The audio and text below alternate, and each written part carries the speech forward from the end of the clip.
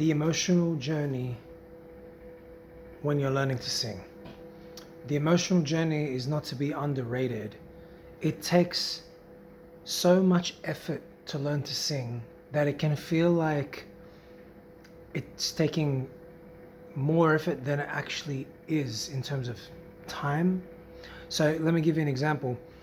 When you work really hard on something for a while, but while you're working on it, you're only making the tiniest budges in movement.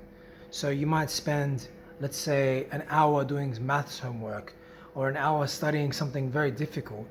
At the end of that hour, in terms of the final goal, you don't feel that much better. You don't feel that much closer to becoming, to getting 100 on that test or even passing that test. Or you don't feel that much better at singing even though you spent an hour working really hard on it, either in a lesson or on your own, right? And even collectively over a week, you might work really hard on singing, or even over a month. You might feel like you've been working really hard and you've done 20 practice sessions in that month, but you don't feel that much closer to sounding like Bruno Mars or Adele or whoever it is that you want to sound like. But in the long term scale of how long it takes for someone like that to develop their voice, it's such a long journey with so many practice sessions and so many times of emotional turmoil. Oh, I don't sound like my favorite artist yet. It is such a long journey that a month, a week, a single practice session feel like nothing. They feel like a little blip. All right. And that's really how you have to look at it. There's that it does take such a long time, but what you have to look for, by long time, I mean 6 months can feel like a really long time, right? Let's say you didn't get to go to your favorite place to eat for 6 months, or your mom didn't make you your favorite dish, or you couldn't go out to some club, or you couldn't go to the beach, whatever, right? It feels like such a long time, 6 months, because each time you experience that feeling that you want that thing, in this example, it's like wanting to sound great. You experience it over and over and over and over. I want to sound great, but I didn't sound great this session. I didn't sound great, blah, blah, blah, blah. Right? So 6 months can feel like forever. So imagine years, because in reality, it does take several years before you're going to sound like your favorite artists. If you even get to sound like your favorite artist, if you're lucky enough to put in that hard kind of work and get there. So you do have to look at it like, how much progress did I make this practice session? That's what you got to look at it. You really do have to enjoy every practice session you do and every lesson you do. You have to learn to find, to look at it like, do I sound a tiny bit better at this part of the song that I was practicing? That's how you have to see it. Because there's no way you're going to sound significantly different, especially to someone else. All right? To yourself, who you judge yourself very closely, you should be able to notice the differences. Your teacher will notice the differences if you have a teacher. But to be able to be like, okay, I made a tiny bit of progress in this lesson or in this practice session, and I sound a little bit better. That vibrato feels a tiny bit easier. That's progress. If you spend 10 minutes, 15, 20 minutes working on your vibrato and you sound a little bit better in that practice, congratulations. That's what you're looking for every practice. You're looking to, whatever it is that you're learning, I know the notes of that phrase a little bit better now. I feel like they're a little bit more accurate on pitch. Or I learned that one note and I got that one note. I feel like I'm more on pitch on that one note. Whatever it is, it should reflect the time you spent. So if you spend 1 hour practicing, it's a long time to practice. You should feel an hour's worth better. Okay? That's not meaning you're going to sound like your favorite artist. That's far away. That's more like 500 hours away. You see what I mean? So that's just being realistic of how long it takes to develop a skill. So here's another way you can look at it. My partner has been doing color by number lately, paint by number, sorry.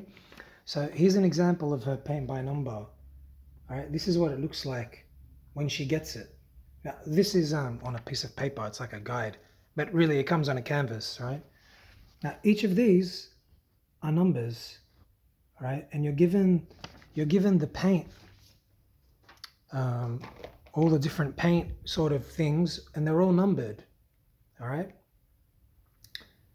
So it's like notes, and notes you have to sing, and it's a song looks like that.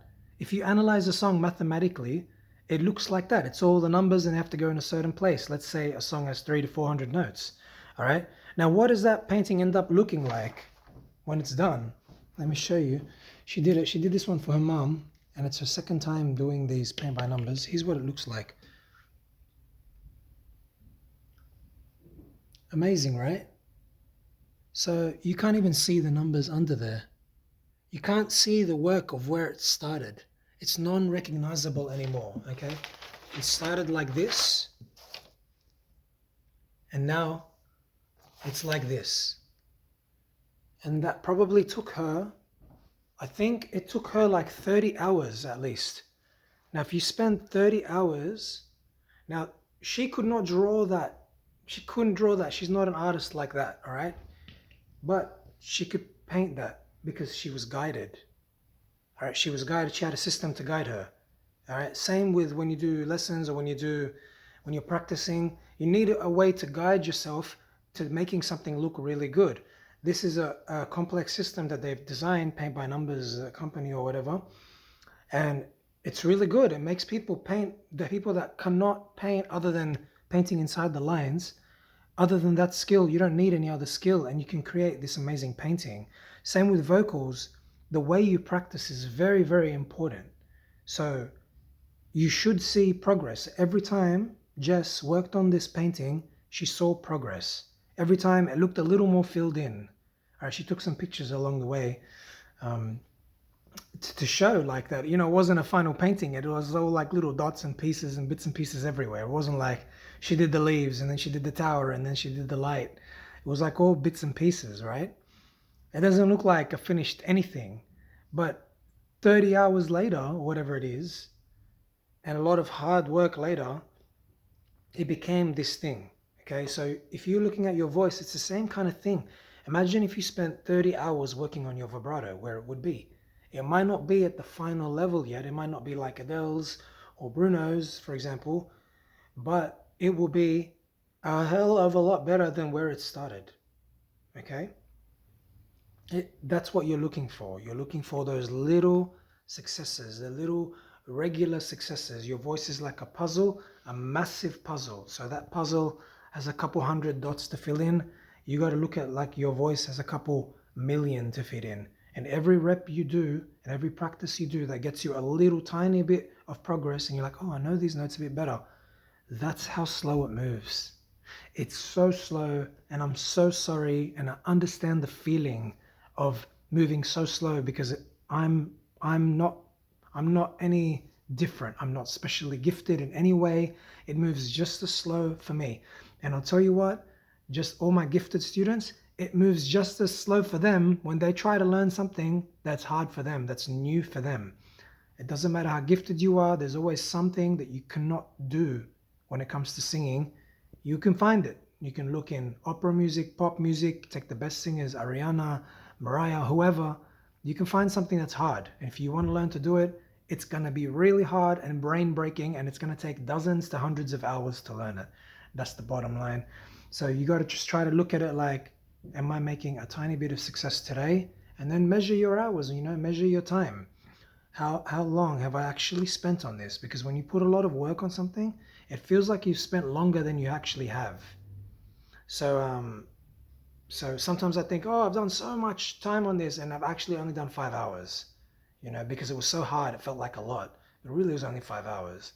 So think about that. And I'm Rashad, rnbsinginglessons.com. Hope you enjoyed my talk, and hope it makes you feel like a bit more patient about your journey or stressed, who knows.